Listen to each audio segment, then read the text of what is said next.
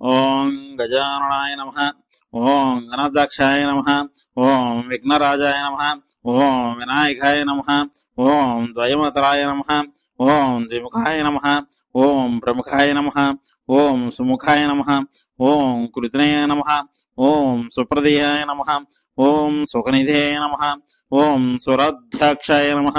ఓం సురారిఘ్నాయ నమః. ఓం మహాగణపతేయ నమః. ఓం మానాన్య నమః. ఓం మహాకాలాయ నమః. ఓం మహాబలాయ నమః. ఓం హేరంభరాయ నమః. ఓం లంబజఠాయరాయ నమః. ఓం హ్రస్వగ్రియాయ నమః. ఓం మహోధరాయ నమః. ఓం మధోత్కాయ నమః. ఓం మహావీరాయ నమః. ఓం మంత్రిణే నమః. ఓం మంగళస్వరాయ నమః. ఓం ప్రమదాయ నమః. ఓం ప్రథమాయ నమః. ఓం ప్రజ్ఞాయ నమః. ఓం విఘ్నకర్తాయ నమః. ఓం విఘ్నహాంత్రయ నమః. ఓం విశ్వనేత్రాయ నమః. ఓం విరాట్పథాయ నమః. ఓం శ్రీపథయ నమః. ఓం వాక్ృతయే నమః. ఓం శృంగారణ్యే నమః. ఓం ఆశ్రితవత్సలాయ నమః. ఓం శివప్రియాయ నమః. ఓం శేఖరకారిణే నమః. ఓం శ్వాసథాయ నమః. ఓం బలాయ నమః. ఓం బలోద్ధితాయ నమః. ఓం భావత్మజాయ నమః. ఓం పురాణపురుషాయ నమః. ఓం పుష్ణాయ నమః. ఓం పుష్కరోత్సాత్వపవారిణే నమః. ఓం అగ్రఘ్నాన్య నమః. ఓం అగ్రపూజాయ నమః. ఓం అగ్రగామినే నమః. ఓం మంత్రకృతే నమః. ఓం చామిగల ప్రభాయ నమః. ఓం సర్వాయ నమః. ఓం సర్వోపాస్యాయ నమః. ఓం సర్వకర్తే నమః. ఓం సర్వనేత్రాయ నమః. ఓం సర్వసిద్ధప్రధామనాయ నమః. ఓం సర్వసిద్ధే నమః. ఓం పంచహస్తాయ నమః. ఓం పార్వతీనందాయ నమః. ఓం ప్రభాయ నమః. ఓం కుమారగురువే నమః. ఓం అక్షోభ్యాయ నమః. ఓం కుందరాశర భంజనాయ నమః. ఓం ప్రమోదాయ నమః. ఓం ప్రమోదకప్రియాయ నమః. ఓం కాంతికమతే నమః. ఓం దురితమతే నమః. ఓం కామినే నమః.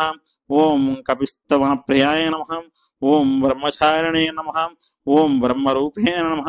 ఓం బ్రహ్మ విద్యాదిదానభూవే నమః. ఓం జిష్ణవే నమః. ఓం విష్ణుప్రియాయ నమః. ఓం భక్తజేతాయ నమః.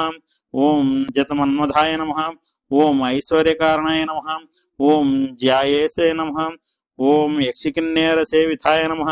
ఓం గంగాసుధాయ నమః. ఓం గణదియాయ నమః. ఓం గంభీరవినాథాయ నమః. ఓం వఠనవే నమః. ఓం అభిష్టాయ వరదాయ నమః. ఓం జ్యోతిష్యే నమః. ఓం భక్తనిధే నమః. ఓం భావగమ్యాయ నమః. ఓం మంగళప్రదాయ నమః. ఓం అవ్యక్తాయ నమః. ఓం అప్రాకృత పరాక్రమాయ నమః. ఓం సత్యధర్మణేయ నమః. ఓం సుఖేయ నమః. ఓం సరసాంబునిధేయ నమః. ఓం మహేశాయ నమః. ఓం దివ్యాంఘ్యాయ నమః. ఓం మణికింకరణే మేఘాలయ నమః. ఓం సమస్త దేవతా మూర్తాయ నమః. ఓం సైష్ఠవే నమః. ఓం సతోద్మతితాయ నమః. ఓం విఘాతకారిణే నమః. ఓం విశ్వగ్ధేశ్వర నమః. ఓం విశ్వరక్షకృతే నమః. ఓం కళ్యాణగురవే నమః. ఓం ఉన్మత్తవిషాయ నమః. ఓం అపరాజితాయ నమః. ఓం సమస్త జగదాధారణాయ నమః. ఓం సర్వేశ్వరదయప్రదాయ నమః. ఓం ఆక్రాంత చిత్తచుత్పృథివే నమః. ఓం శ్రీ విఘ్నేశ్వరాయ నమః. Thanks for watching. Please subscribe to Gumpulo Govinda.